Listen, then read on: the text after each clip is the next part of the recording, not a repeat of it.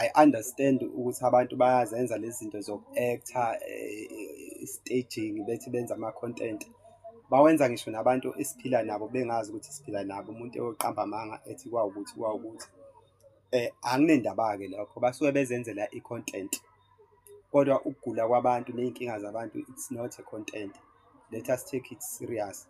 Ngeke nje ungizwe ngithi ngihamba ngiyokhuzana no-King Zoso, ngathi nami ngiy'khonzele kanje ukuhleka ngoba ngiyafuna ukuhleka. Ekugcineni futhi wenza izinto ezinhle esiza abantu, kodwa nje lawo ama-content akhe ukuba i-content creator ngiyakujabulela ngoba nami ngihleka kuze kube buhlungu isisu. Kodwa le yakho mfowethu Andile ayihlekisi. Iyeke nje mfowethu, hhayi kabi, ngiyakucela mfowethu iyeke. Akusiyo i-content ukugula kwabantu.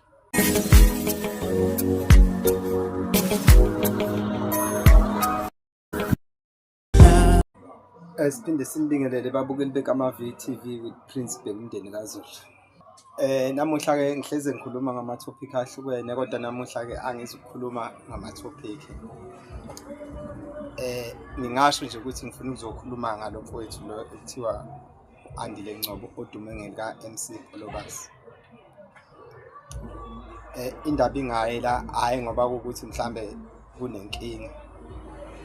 Abanye abantu bazothi why abantu bebaningi kangaka ku-social media. Ekugcineni kodwa bazosithola isizathu. Kunento-ke yokuthi uma kwenziwa lezi zinto la-social media kuthiwe hhayi umuntu uzenzela i-content yakhe, ubani unomona, yebo gogo, unojelasi ngoba nakhu bani successful. Kodwa uthola ukuthi kunomphakathi olimazekayo noma kunabantu asebelimazeka. Njengayo nje lento, kahle kahle nje ngangikhuluma iqiniso, ngizokhuza u-MC Philobase ngale ndaba yakhe yokuqola abantu esebenzisa le nto yakhe ayibiza ngokuthi insipho, aseyiqamba amagama athi uMgabe noMandela. MC Philobase, Andile Ngcobo, ngiyacela mfowethu, mangabe ubona le video ungarespondi, ungangiphenduli ngoba lana ngiyakuxwayisa futhi ngiyakukhuza.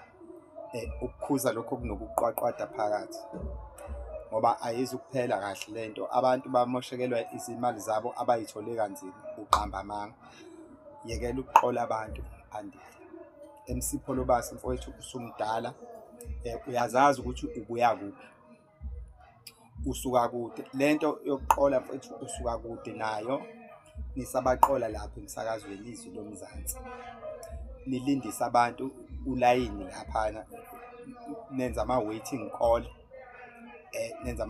call, nithi bayahlolelwa abantu, nenza ama-waiting, bafaka kwi-waiting list, mase nenza ngathi ulive.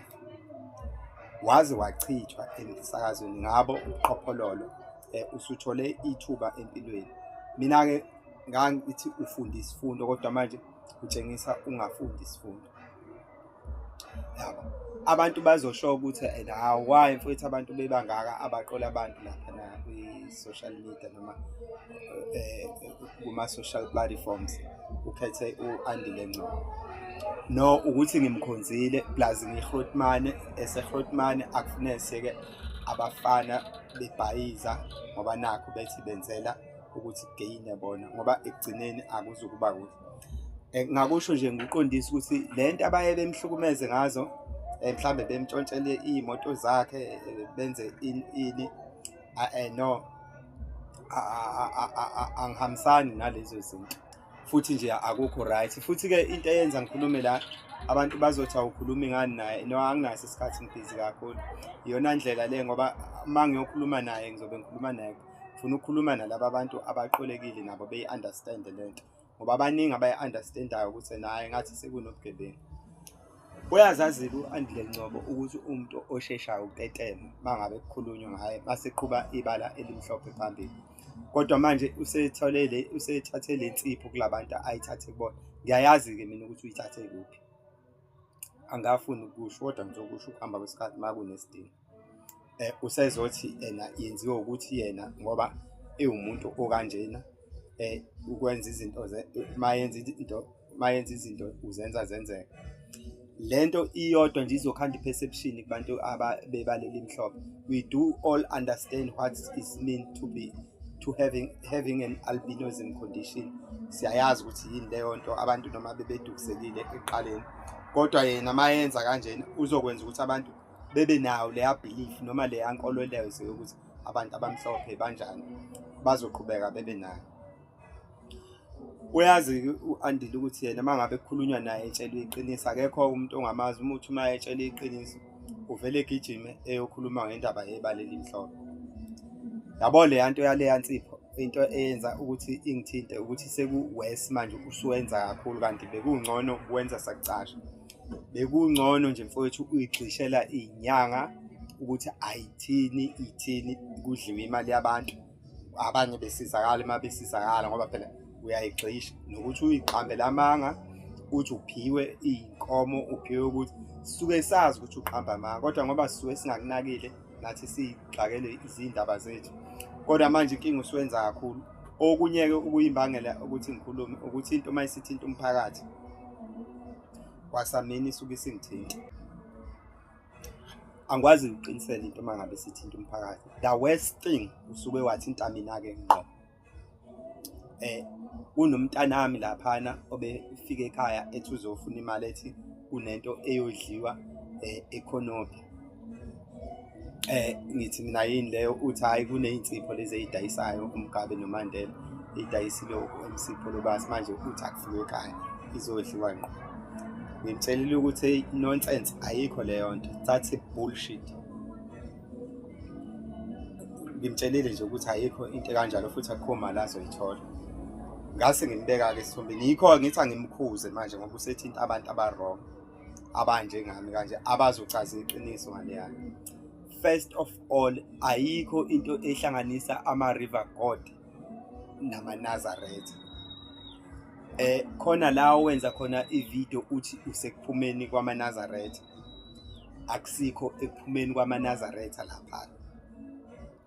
Usegroundini laphana omise khona imoto yakho, musuwela umgaqo lo yitiyela uye kuleli afuko leli ahlathanyana, zobatshengisa abantu ukuze bebone abantu ukuthi mhlawumbe hayi ukuthi ngoba ngixabene na, kodwa uzesho lapha nethi kwamanye amazwe sengathi usemazweni athize, kanti cha akho mali.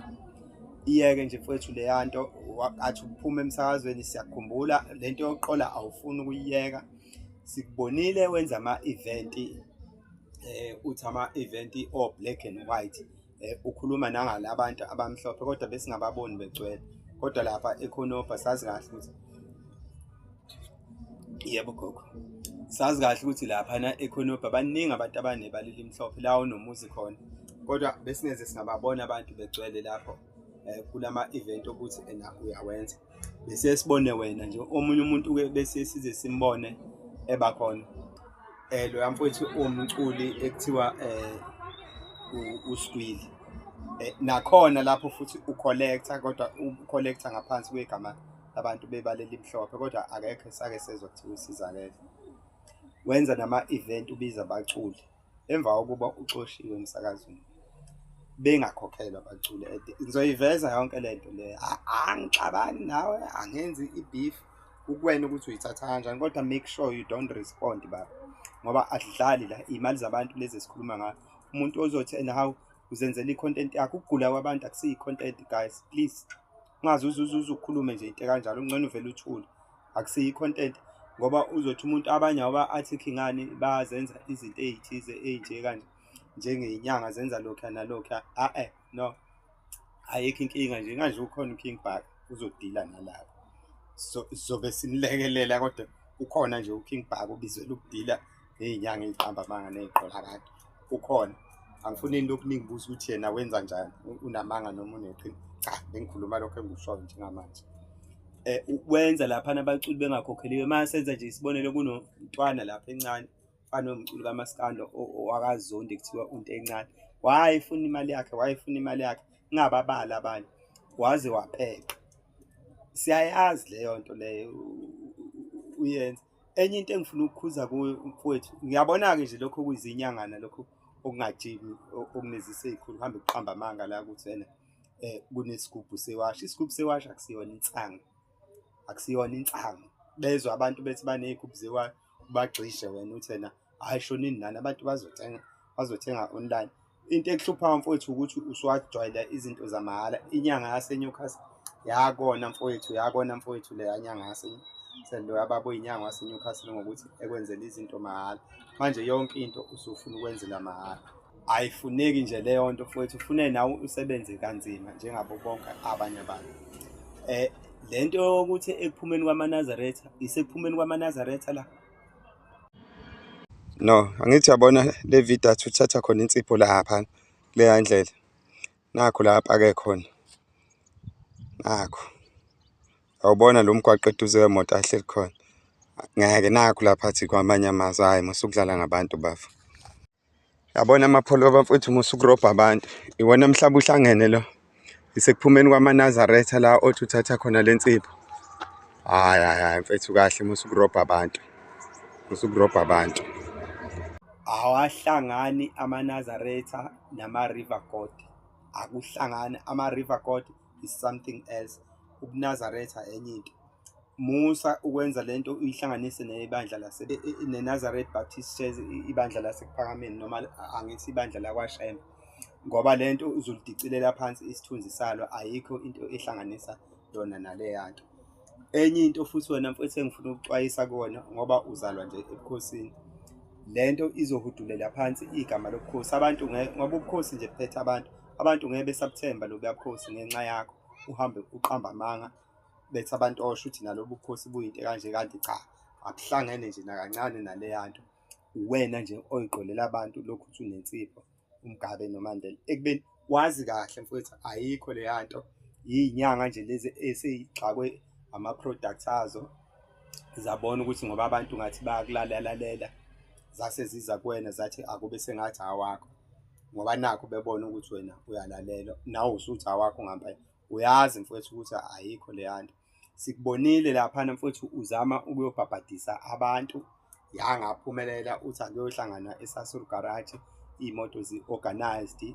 Ngizoyichaza nje lento mfowethu ngoba mina ngukhonzile, futhi ngiyagcwala noma ngesiyona-ke impintshi yakho yabo, ngoba ngeke sibenze impintshi phela awungazi mhlawumbe wena yabo. Uyenza leya nto usufuna ukuyobabhabhadisa wena yourself.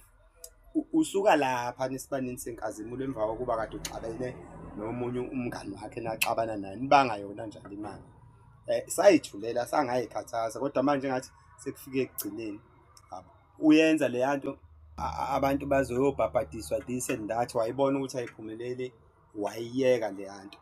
Enye into futhi engifuna ukuxwayisa kuyona, ngicela ukhiphe isalukazi kuleya nto leyana futhi umama laphana, uma wakho ngicela ungamfaki lento usuyifake inyanga uyigxishe ukuthi ayithini.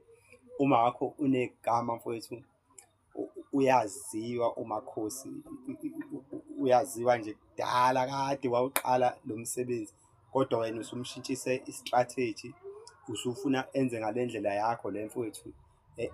Ufune kahle nje ufune eqamba amanga, ethi nayo usenesigubhu noma usethwalisa abantu, ususho izinto angazi.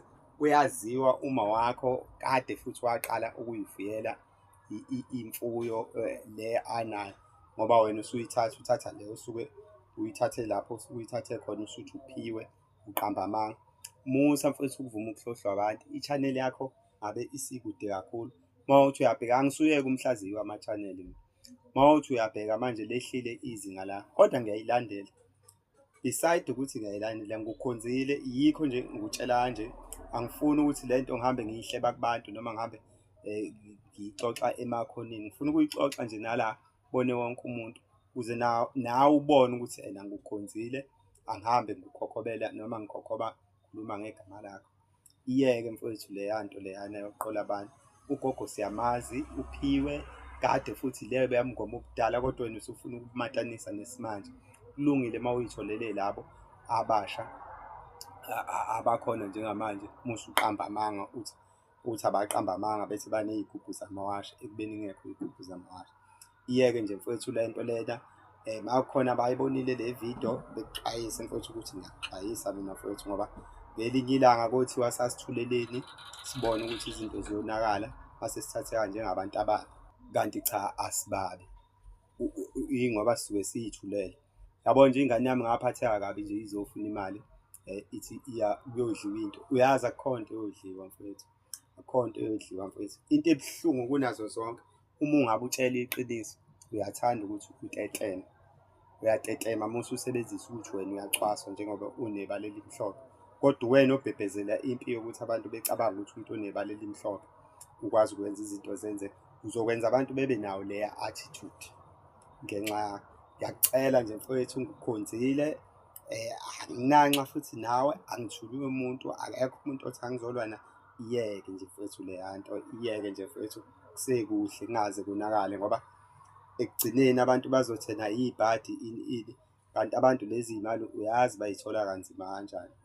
Uma ngabe sebethole lezi y'mali mase kuqhamuka umuntu ezoyithatha kalula nje, yabo, eqamba ngakho. Uyazi mfowethu lento engiyisho deep down in your heart. Ngiyakwazi mfethu nenhliziyo yakho yashesha ukutetema, kodwa angilwi nalokho futhi ngiyakukhuza. Iyeke mfethu leya nto, ungalenzi nje leli phutha, ngithi angikukhuze. Yabona uma sikhuluma ngey'ndaba zokusakaza, u-good, that's where you are good at. And futhi bancane abantu abakwazi ukusakaza njengawe. Kukhona nawe i-level ofika kuyona, u-good, kodwa uma usufaka ama ngafune sikutshele. Yabo nje mina uma sikhuluma ngezo angazi lutho ngokusakaza, futhi ayikho into engayikhompyutha nayo ngoba angihlanganise lutho nazo, angazi lutho ngakho. Kodwa nje mfethu iyeke, ustikhe kuye ukusakaza kwi-channel kwakho futhi ku-right kakhulu, akunankinga, asilwisi. Yebo gogo, asilwisani nokuthi ukufa i-channel noma kube njani. Into engilwa nayo ile yokuthi uqole abantu, ngoba mfethu uma ngabe sengizoveza nje yonke le nyakanyaka othi siphumeni kwaManazaretha, ama-River Gought, abantu bazoyibonela. Ngizoveza ekugcineni ukuthi kukuphi la wawukhona ey'grawundini lapha, leli ground elincane, nalapho uwelela ngaphesheya usuthi semazweni kwamanye amazwe, usuthi laphana ekuphumeni kwaManazaretha. Ayikho leya nto mfethu, ngiyakucela nje mfethu, hhayi kabi, ngiyakucela please mfethu, noma mhlawumbe wena ungangibuka ngale ndlela ongibuka ngayo, ngiyakucela iyeke le nto yokuqola abantu. Awuqali kade wayiqala, kodwa sekufika isikhathi sokuthi ukhuzeke manje. Iyeke mfethu, ngiyabonga, engathi ungangilalela. Enye into nje mfethu, ukubonge ukuthi kukhona abantu abanjengami emhlabeni abangenzi izinto isinyelela noma bethi behambe bechaya. Ngikhuluma nje lento direct in public. Ingoba yini mfowethu, abanye abantu bazosho ukuthi yini ngenze kanje, ingoba ngikukhonzile mfowethu, yabo, ngikukhonzile. Iyeke le nto mfowethu, sibonile abantu bewaqamba amanga, kodwa nawe usuthanda ukugamanxa kule nto yama. Iyeke, uyazi ukuthi akukho nsipho ekuthiwa uMgabe noMandela. Ngiyayazi ukuthi ngabani futhi, yabo leyo nto futhi. Singadlala nje ngezinye izinto, kodwa into ethinta imali yabantu futhi obhasobha futhi, ngiyakuxwayisa mina ngoba ngikukhonzile. I understand ukuthi abantu bayazenza lezi zinto zoku-actor, staging, bethi benza ama-content.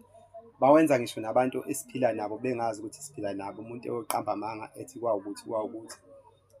Anginendaba-ke lokho, basuke bezenzela i-content, kodwa ukugula kwabantu ney'nkinga zabantu, it's not a content. Let us take it serious. Ngeke nje ungizwe ngithi ngihamba ngiyokhuzana no-King Zoso, ngathi nami ngiy'khonzele kanje ukuhleka ngoba ngiyafuna ukuhleka. Ekugcineni futhi wenza izinto ezinhle esiza abantu, kodwa nje lawo ama-content akhe ukuba yi-content creator, ngiyakujabulela ngoba nami ngihleka kuze kube buhlungu isisu, kodwa le yakho mfowethu Andile ayihlekisi. Iyeke nje mfowethu, hhayi kabi, ngiyakucela mfowethu, iyeke, akusiyi-content ukugula kwabantu. Siyabonga.